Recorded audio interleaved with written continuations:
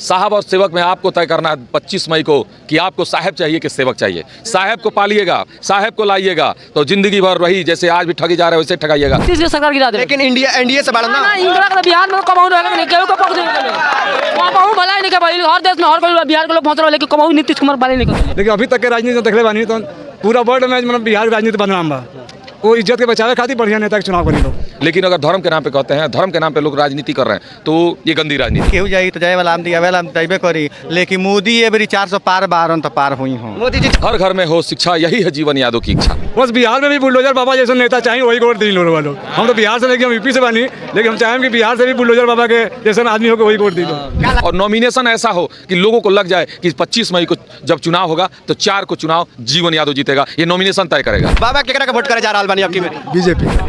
BJP का। नमस्कार प्रणाम, हम अमितेश कुमार सिंह। रउआ सब लोग के बता दें कि सिसवा में जन रुद्र महायज्ञ हो रहा ओकर आज पूर्णाहुति रहल स और पूर्णाहुति के मौका पे तमाम श्रद्धालु लोग भी मौजूद रहल स और ये मौका पे आज सिवान के समाज सेवी जीवन यादव जी भी आइल बानी और वहाँ के तमाम समर्थक लोग भी आइल बाटे और यहाँ के लेके हमनिशन के जग के लेके भी जाने सन और सिवान लोकसभा चुनाव के लेके भी जाने सन और यहाँ के साथे हमनिशन के साथे मौजूद बानी। सबसे पहले यज्ञ में पहुँचल बानी, यज्ञ के लेके क्या कुछ कहे के चाहता नहीं?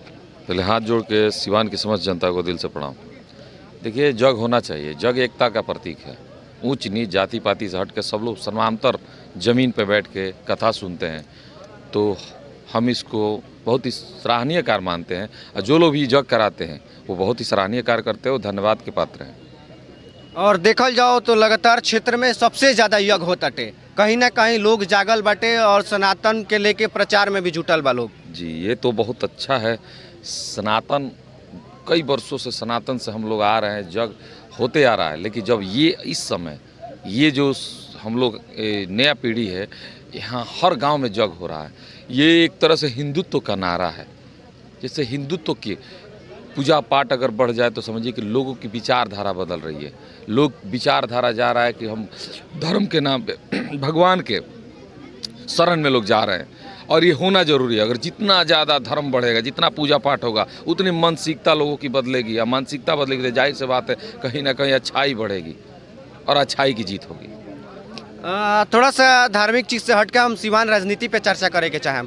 कल के कुछ लोग बयान दिलस कि चुनरी के लेके लोग लगातार हिना साहब जन चुनरी पहन ली ऊपर लगातार सिवान के बड़ बड़ नेता लोग भी बोलस लोग कहीं ना कहीं मोदी जी के देन बा कि लोग भागवा जोड़त हटे, कहीं ना कहीं पहले भागवा देख के लोग चिड़त रहलस। ए पर का कुछ कहें? अब ये तो बड़ा सवाल है। हम तो देखिए धर्म के नाम पे कुछ नहीं कहते, हम कर्म के नाम पे कहते हैं। अगर किसी को लगता है कि हम धर्म के नाम पे वोट ले लेंगे तो अब नहीं, अब सिवान की जनता नहीं ठगेंगी। और धर्म के नाम पे वोट से अच्छा है कि कर्म कीजिए।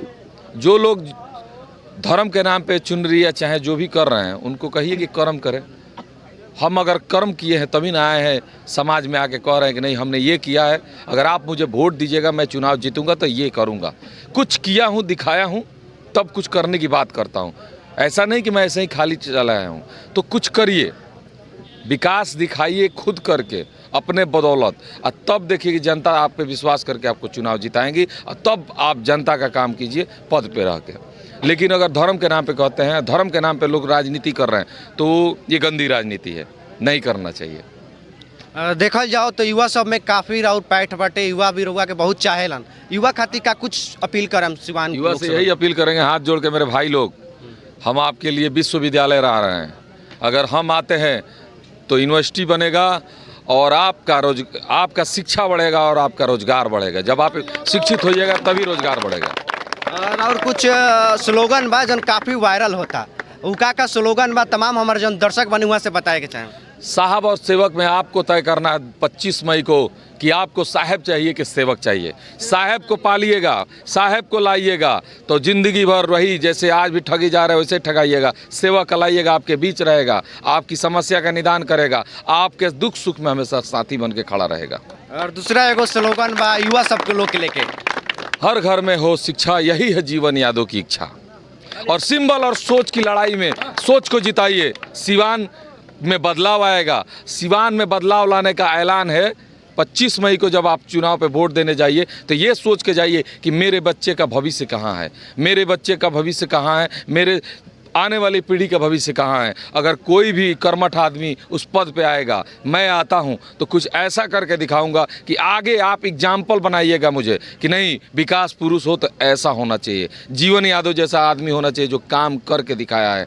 तो कल राजनीति काम पे होगा, जाति पाति पे नहीं। और भगवा पहनने ओढ़ने की जरूरत किसी को नहीं पड़ेगी। और ये हम जो लगाए हैं ये सनातनी है।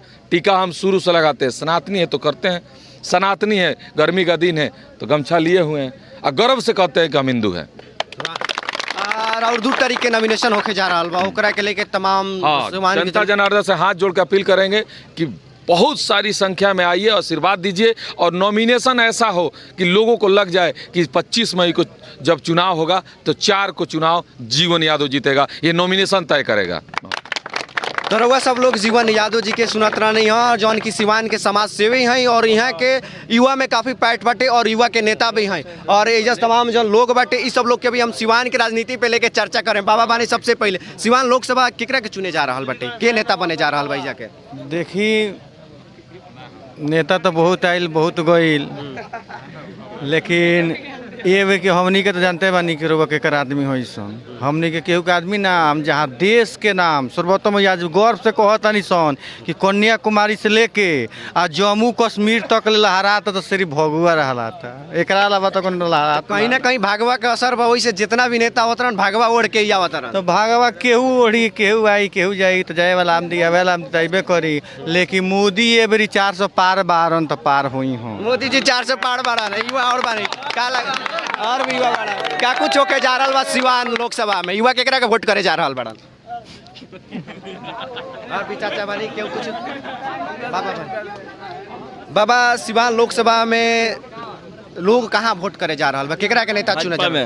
भाजपा में जी। ऐजा के एनडीए से प्रत्याशी बनी विजय लक्ष्मी जी जी, उन्हीं को हम लोग देंगे।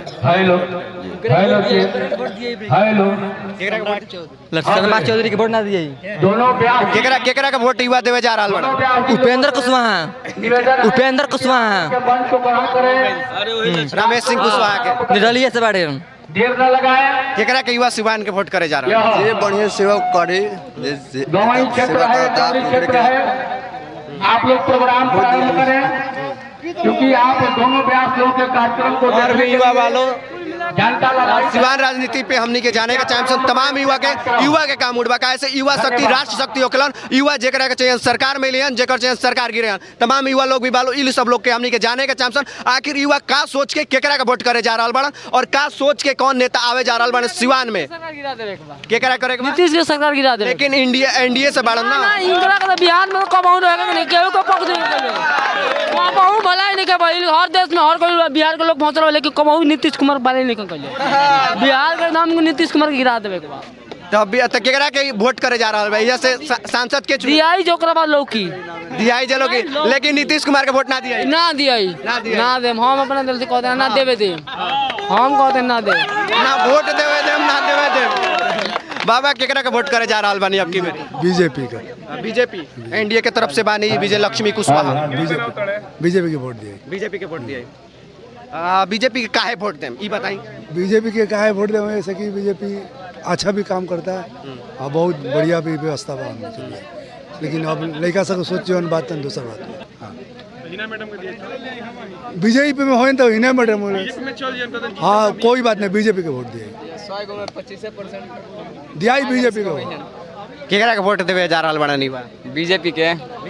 हाँ बीजेपी से जन देखा जब एनडीए की तरफ से प्रत्याशी बड़ी रमेश सिंह कुशवाहा के वाइफ विजय लक्ष्मी जी, युवा उनकरा के वोट करें तिरछा पे हम वो सब पर नहीं करेंगे, डायरेक्ट बीजेपी माराई जोन हो सोन हो। लेकिन कमल के तो यह चुनाव लोग बाबे पूछ ले काम बा 100 में 25% कांग्रेस के होई भले, लेकिन 75% पूरा बीजेपी बा। पूरा बीजेपी पूरा बीजेपी। हमें देखे तो बोली का 25% नहीं खे। विकास का काम भी किया है, हाँ इतना सुविधा दे रहा है तो किसको दूसरे को देंगे? क्या सुविधा दिले बड़ा नहीं पता? बहुत कुछ दिए हैं। क्या दिले बड़ा? बहुत कुछ, राम मंदिर बनवा दिए। अभी तो हर घर में 6,000 रुपया सालाना आता है। उसके बाद पेंशन दे रहा है फ्री में 5 साल का। और देखिए एजा युवा एगो सबसे बड़ा सवाल कैले बड़न और कहीं ना कहीं चौरी खातिर आवाज उठेले बड़न का कुछ कहे के बाद शिक्षक पंचायत में अभी कोनो फील्ड नहीं खेले के कोनो सुविधा नहीं है, क्या कर सकते हैं बोलिए आप। तो वे युवा काहे वोट करिए जब हमनी के यहाँ कोनो भी प्रकार के काम नहीं के होता। हम वोट ना दम सोना ना क्यों जीती, जब तक फील्ड ना बनी तक हम वोट के गुना दें। क्या कुछ कहे के भाई बात के लेके। हमारा कुछ नहीं है, गांव में फील्ड चाहिए एगो। गांव में फील्ड चाहिए। हाँ चाहिए। तो फील्ड के लेके केकरा से उम्मीद बा कि के चुनाव जीती तो फील्ड बनवा सकता। जय भी जीती फील्ड बनाओ। सिवान लोकसभा के लेके केकरा के रोवा वोट करे जा रहा बनी लोग। हम तो भाई कोई भी छोटा मोटा कैंडिडेट हो चाहे बड़ा हो, बीजेपी का कोई भी कैंडिडेट होगा वोट उसी पे हमारा जाएगा। बाकी हम हिना साहब के हिना साहब का तो हमारे सामने कोई बात ही नहीं है। रमेश सिंह कुशवाहा के पत्नी विजय लक्ष्मी जी के कोई भी बीजेपी के कैंडिडेट को ही देंगे, ना कांग्रेस को देंगे ना। बीजेपी और जदयू एक में बना तो जदयू के ही वोट करेंगे पड़ी ना। हाँ एकदम करेंगे, एकदम करें। अगर गठबंधन बात है एकदम जरूर सपोर्ट रही हमारी। युवा केकरा के वोट करे जा रहा बड़न सिवान लोकसभा के अंदर। भाई साहब जी अच्छा वही करे के देवल जाए। 4-5 कैंडिडेट बड़न युवा नेता जीवन यादव भी आई रही हैं और साथ में रमेश सिंह कुशवाहा के पत्नी विजय लक्ष्मी जी भी बाड़ी, हिना साहब भी बाड़ी, अवध बिहारी चौधरी जी भी बड़न। केकरा के वोट करे जा रहा बड़न जी अच्छा वही करे के देवल जाए भैया। अभी सोच नहीं के अभी सोच नहीं के क्या कुछ अच्छा रहुआ का कहे के चाहता नहीं। बस बिहार में भी बुलडोजर बाबा जैसे नेता चाहिए वही वोट दी लोग। हम तो बिहार से लेकिन हम यूपी से बानी, लेकिन हम चाहें कि बिहार से भी बुलडोजर बाबा के जैसे आदमी हो के वही वोट दी लो। क्या लगता बिहार में बुलडोजर काम करी। बिहार में बुलडोजर के काम करके उम्मीद तो दिखाई देता है। 7 दिन से हम आयल में रिश्तेदारी में घूमे खाती, लेकिन हर तरफ जनबा की भगवे ध्वजा घर रहा था। लेकिन फिर भी बिहार में कोनो ऐसा नेता बड़न जौन बुलडोजर बाबा के तरह काम कर सकता ना। जी ये जानकारी में तो हम बता बता सकत कि यहाँ के राजनीति के विषय में नहीं घुसल, लेकिन अभी तक के राजनीति जो देखले बानी तो पूरा वर्ल्ड में मतलब बिहार की राजनीति बदनाम बा। वो इज्जत के बचावे खातिर बढ़िया नेता के चुनाव करी लो। वाह, बहुत बड़ा बात कहले बानी कि पूरा वर्ल्ड में जाति पाति के लेके पूरा बिहार बदनाम बाटे। ये बताई आइल बनी जा रुआ जितना दिन केकर हवा चला था सिवान लोकसभा में। मंच के पास अभी तक तो बीजेपी के हवा सुनाई देता, चले जाए अपने जगह पर। बीजेपी के हवा सुनाई देता। कार्यक्रम हाँ ठीक बा, बस इतने कह सकता। अपना स्थान ग्रहण करें।